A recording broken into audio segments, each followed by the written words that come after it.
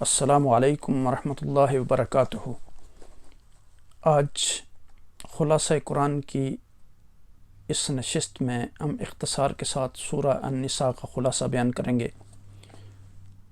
سورہ نساء مدنی صورت ہے، ترتیب مصحف کے اعتبار سے چوتھی، جبکہ ترتیب نزول کے اعتبار سے اس سورہ کا نمبر 92 ہے۔ یہ سورہ بقرہ کے بعد سب سے لمبی صورت ہے۔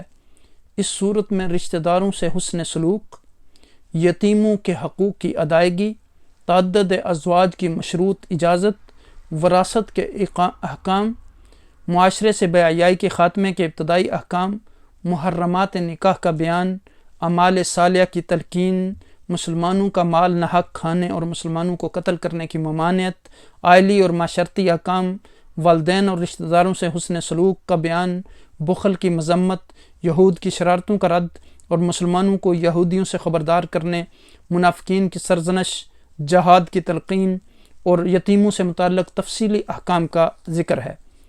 اس سورہ مبارکہ کی وجہ تسمیہ نساء کا معنی جو ہے وہ ہیں عورتیں۔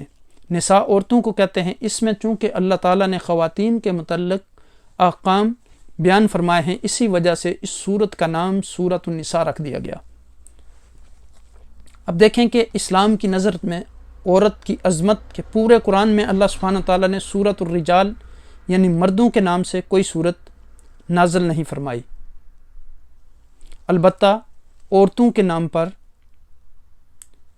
یعنی آپ دیکھیں کہ سورۃ النساء نازل فرمائی،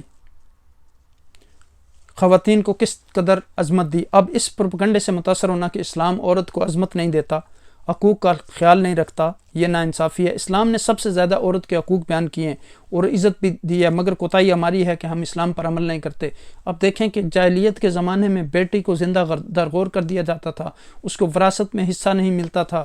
جب اس کا خامند فوت ہو جاتا تھا تو وہ بیٹے کی ملک میں چلی جاتی تھی، اور اب دیکھیں کہ کئی مرد جو تھے ایک عورت کے ساتھ اپنا تعلق استوار کرتے تھے اور عورت کو جو ہے وہ طلاق نہیں دیتے تھے، اس کو معلق کر کے رکھتے تھے۔ اسلام نے آ کر عورت کے لیے ایک بہت بلند مقام عطا کیا اس کو۔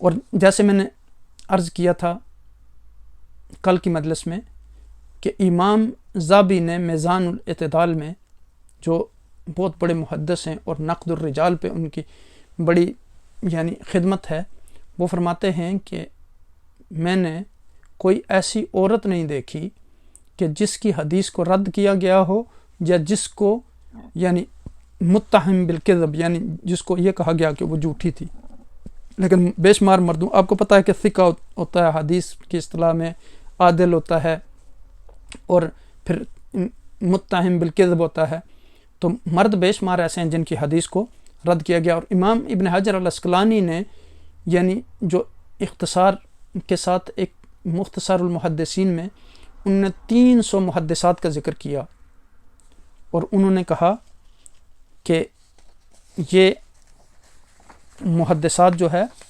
وہ مردوں کی بھی اور عورتوں کی بھی استاد تھیں۔ تو آپ اس سے اندازہ کر سکتے ہیں کہ کتنا بڑا مقام عورت کو اسلام نے دیا۔ اس کے بعد پھر یتیموں کے مال کی حفاظت کے وآتوا الیتامی اموالہم ولا تتبدلوا الخبیث بالطیب، نہ ہی ان کے عمدہ مال کو ردی مال سے بدلنے کی کوشش کریں اور نہ ہی ان کا مال کھائیں،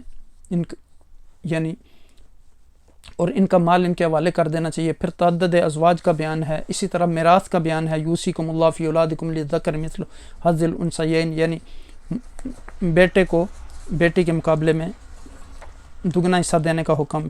پھر حرمت علیکم امہاتکم و بناتکم و اخواتکم، محرمات کو بیان کیا گیا، اور محرمات کی 3 اقسام ہیں، رضاعت، نسب جو خونی رشتے ہیں، دودھ پینے کی وجہ سے جو رشتے ہوتے ہیں، مسارت شادی کرنے کی وجہ سے جو رشتے ہوتے ہیں، کسی عورت سے نکاح اور رخصتی ہو گئی تو اس کی والدہ اپنی ساتھ سے نکاح نہیں ہو سکتا۔ اس صورت کا موضوع امت مسلمہ کے لیے صالح معاشرت کی اساسیات، اس کا تزکیہ اور تطہیر ہے۔